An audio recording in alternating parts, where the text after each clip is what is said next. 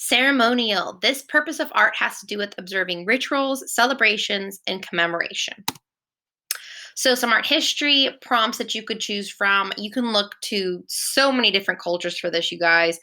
You can look to ancient Egypt, the way that they would do a huge ritual of mummifying people. Um, that is just one of the biggest rituals that's ever existed in the world, and one that we still talk about today. And something I love is not only is that ritual kind of kept alive through the tombs and the sarcophaguses, it's also kept alive through art and storytelling, which I think is pretty fantastic. Day of the Dead, you guys are familiar with the movie Coco, the Disney Pixar movie that celebrates the history of Day of the Dead, and it's a wonderful, colorful thing. I see so many students that do sugar skulls or they like cut out the little paper banners and put them in their journals. That could be something that you guys do. And of course, that's a huge ritual.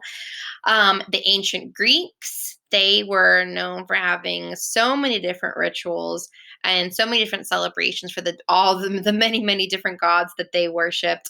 And something that I love about the Greeks is their pottery and how they always put those different rituals into the pottery.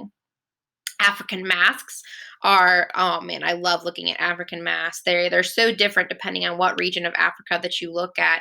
But traditionally, the masks, when you wear them, you kind of are representing a spirit, or it could be a god, it could be a nature spirit, and you're kind of transformed. The mask is a transformative piece of art. We have henna tattoos. Mrs. Cantrell and I did body art on one of our Instagram lives a few weeks ago. I failed at it horribly, but Mrs. Cantrell did henna. That is something really cool. You can actually buy kits and stuff off of Etsy and different places like that that teach you all about how to do henna. But that's a traditional Indian ritual, usually before big celebrations like weddings. Native American totem poles. That's probably one of my favorite ways that somebody's spirit that's passed on gets commemorated. And it's like they are uh, an animal is chosen to represent their spirit, and that's your ancestor. And you can see all your different ancestors on the totem pole.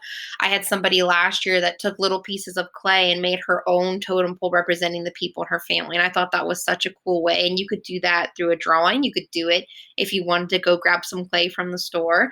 So that's a really cool thing you can do. Hinduism is having to do like with this god right here. This is Ganesh, one of my favorite gods.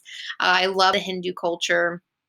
I love how colorful their gods are. I love the different types of ways that people can go and they can pray to the gods. It's so beautiful what they have there. Of course, you have things like the Last Supper that's commemorating something, and then something that's not even on here is if you guys just think of holidays. We celebrate holidays, we commemorate holidays. I know that I have holidays that are like in my family.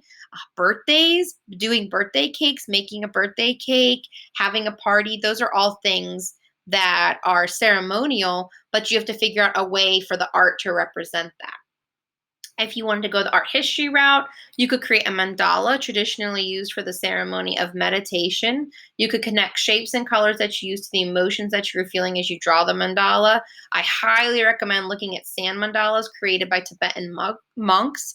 Ooh, those things are amazing to look at. So creating the act of creating a mandala is in itself a meditative ritual, and that's something that you can do. And of course, you can always do your own individual interpretation. So however you view ceremonial, you can make a piece of art based off of that.